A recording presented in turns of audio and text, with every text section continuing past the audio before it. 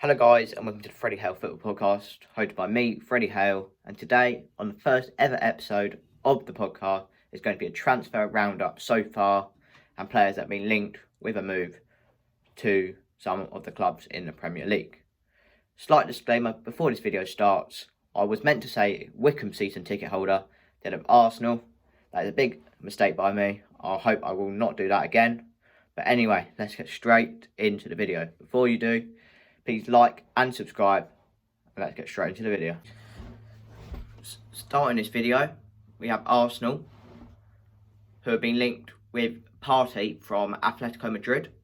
From what I understand, Partey from Atletico Madrid will not happen unless Arsenal pay for the release clause. From what I understand, that release clause is 45 million.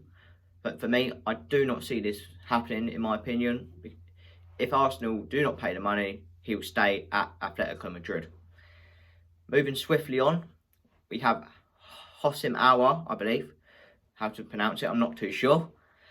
But he has been linked with Arsenal as well. Apparently, Arsenal have put in a swap deal, plus cash. Presumably, the swap player is Matteo Guendouzi, as Arteta does not want him at the club. But on a recent Instagram post by Matteo Guendouzi, he has said, 6 points in 2 games, now let's get back to work. Make of what you think of that, but I can see that deal potentially happening. But from Lyon's perspective, they do not want Matteo Guendouzi. They want 60 million up front. But I cannot see this deal happening unless Arsenal can do it in instalments if Lyon are willing to do it. Moving swiftly on, we have Aston Villa, who have nearly completed the deal to take keeper Emi Martinez to Villa Park on a 4-year contract for £16 million. Now, as an Arsenal fan, I'm a bit upset that this deal is going through. But on the other hand, I do think this is good business from Arsenal to let Emi Martinez go and play first-team football for Aston Villa. From what I understand is that it's a 60k contract on a 4-year deal. He will be starting there every week, week in, week out, and I do think he will have a very good season under Dean Smith.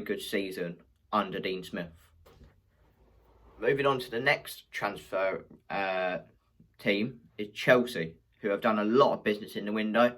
Players such as Kai Havertz from Leverkusen, who I think is a brilliant bit of business by Chelsea. Ben Chilwell from Leicester, the left back. 45 million, I believe it was, but I think Ben Chilwell could solve their left back problems. Thiago Silva from PSG, he is a very good player. Bit old, but he brings that experience to the team. I do think he could have a very good season for Chelsea. But the main priority for Chelsea is a keeper. They have been linked with Edouard Mendy from Rennes.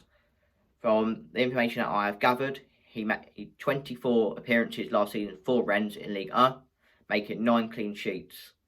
He's a very good, capable young keeper, and I think he could take the role on from Kepa and be a very good keeper for Chelsea in the coming Premier League season. However, with Chelsea, I do think they are missing a leader at the back. I do think a player maybe like Koulibaly would fix that team. If they had a back four, maybe of Chilwell, Thiago Silva and Koulibaly with Aspi playing right back, I think that is a very good back line, but they do need a centre half. They're very good going forward, but again, not very good defensively. I do think they need a defender if they want to push on to challenge for titles. Now we have Manchester United, who have been linked with Jadon Sancho throughout the whole summer. From what I understand, Jadon Sancho really wants to move. He really wants to go to Man United. Personal terms don't seem to be a problem. He wants to go.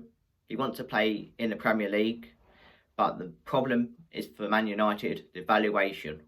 Man United want to pay 80 million. Dortmund have said no. Pay the full price and he's your man. But I could see this deal potentially happening if they want to pay the full fee.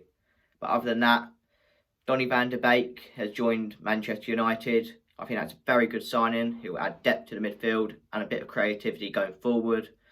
The midfield of Donny van de Beek, Fernandes and Pogba is a great midfield for the Premier League. I do think maybe Fernandes could play in the 10 with Donny van de Beek and Pogba next to each other. I think that would form a very good team. With maybe Jadon Sancho added to that, they could become a very, very strong team for the upcoming Premier League season. Now we have Manchester United's bitter rivals, Manchester City, and they have been linked with the Senegal defender Kalidou Koulibaly from Napoli. I do think that would be a very good signing for Man City. They are missing that big leader at the back next to, they've just signed Nathan Ake from Bournemouth for 41 million. I do think that is a bit expensive for a player that's just been relegated from a Bournemouth. But I do think him and Koulibaly could become a very good back line. They do have a very good team going forward, again, like Chelsea. But at the back, they do struggle.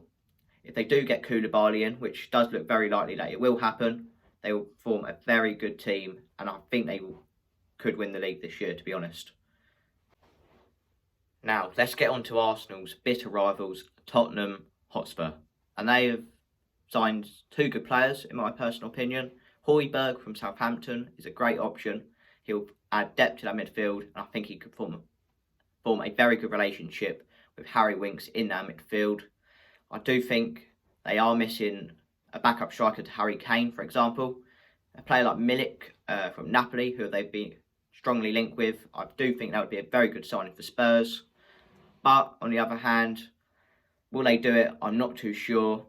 Today, as this is coming out, I've just watched the Tottenham-Everton game, and Everton did win 1-0. And to be honest, they were very lazy, Spurs. But to be honest, it's only game week 1, and they can definitely improve and challenge for top 4. But, for example, Matt Doherty, for example, a great signing from Wolves, but he is not a right back. I will repeat, he is not a right back. At Wolves, he was playing at a right wing back role. He likes to bomb forward. But Spurs today were a bit all over the place, where they had Ben Davies playing almost as a left back. And to be honest, Matt Doherty was playing as a right winger. They need to have some form of connection with Doherty. Maybe sit him down, have a discussion, and try and work on him. Because at Wolves, they like to play a very attacking style of football. They like to get their two fullbacks pushing on. But to be honest, if they do improve with Doherty, I do think they could have a very good season. Now, let's move on to another claret and blue team in the Premier League, and that's West Ham. Now, I do think West Ham are struggling. Let's be honest. The fans and the owner do not get on at all. They want them out, FFG out. I'm totally with it. The sale of Grady Diangana to West Brom, I think it was about 12 million, is ridiculous. A player of his quality should be in the Premier League with West Ham. Mark Noble tweeted it out and said he is disappointed by this move. He thinks he should have stayed. He's a very good young player. And I think that could have a massive impact on the academy. If they're looking at the first team and going, oh, Diangana has just gone to West Brom. Academy players could leave. And that's going to be a big factor for West Ham if they want to bring up the young talent. They did have Ngakia, I believe how to say it. He went to Watford. And he's a Premier League player. I'm not going to get me wrong. He could easily play right back for West Ham week in, week out. But he rejected a contract which tells you something about West Ham to go and play in the Championship for Watford. Now, West Ham, as you may know, they need a defender. And they've been linked with James Tarkowski from Burnley. I believe they put in a £27 million bid for the defender. But from what I understand, this deal won't happen. Burnley valued the man at 50 million, which I think is quite pricey for a player of his quality. He is a good player, don't get me wrong, but if he's 50 million, I would go for alternative options.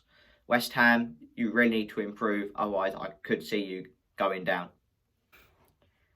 Now then, let's get into Leeds, and they have made an incredible signing by the signing of Robin Koch from SC Freiburg. I think he is a great replacement for Ben White, who has gone back to Brighton and signed a 5-year deal.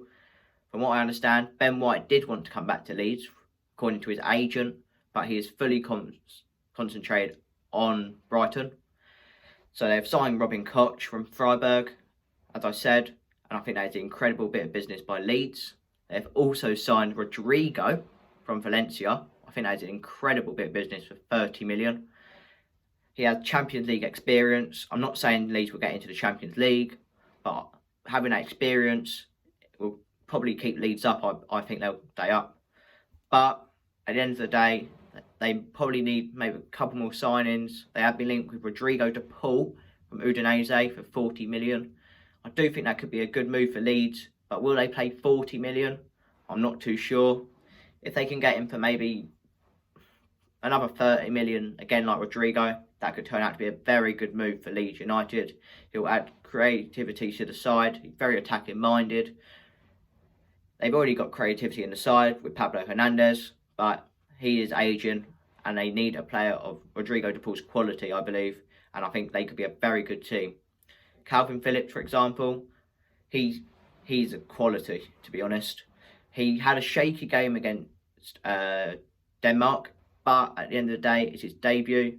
Of course, you're going to be nervous, but if they keep hold of Calvin Phillips for maybe the next couple of seasons, I do think that could form a very good midfield three. Calvin Phillips could go to a top 6 side, maybe in a couple of years, but at the moment, they have a very good midfielder in Calvin Phillips. Now, let's get on to another white team, and that's the Cottagers, Fulham. They have signed Alphonse Areola as their goalkeeper on loan with an option to buy. I do think that is a good bit of business from Fulham, to be fair. He will get game time, but he didn't start against Arsenal at the weekend because he's only just got into the side. Well, not got into the side, but just signed. Signings of Tete from Lyon could add experience to the side. I do think Tete is a good signing. They've also signed Ola Aina from Torino, who is ex-Chelsea. So he has something to prove in the Premier League. I do think that is a very good signing. They've signed Harrison Reed as well from Southampton for 8 million. And from last season, from the videos I've seen of him, he is a very good midfielder. I think that is a very good move for Fulham. Him and Mario Lemina maybe could form a little partnership in there.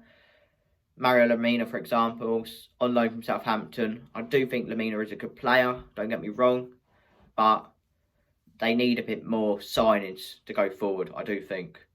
Maybe if they could get a defender, for example, Chris Smalling would be a very good signing for Fulham, but I don't see that one happening. I do see him going to Roma again. Man United are willing to sell him. I do think that's a bit odd. Don't get me wrong. I do think Smalling could easily slot into that side of Man United. They have Lindelof, who, to be honest, he's okay in places, but I don't think he's Man United quality. I do think Chris Smalling, he is experienced in the Premier League. Now then, my final team for this first episode of my podcast is going to be West Brom. They have signed back Mateus Pereira from Sporting Lisbon. I do think that is a good bit of business for West Brom. The signings of Callum Robinson from Sheffield United. He was on loan there last season. I do think that is another good signing, but I do think that West Brom will probably go down. Sorry to any West Brom fans that are watching, but I don't think West Brom are capable of staying up.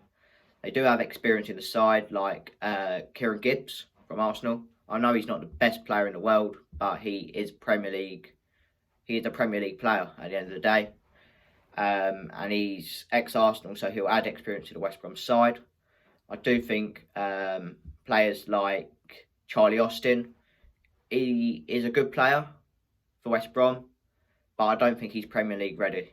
And I do think West Brom will have a tough season. They just lost 3-0 to Leicester.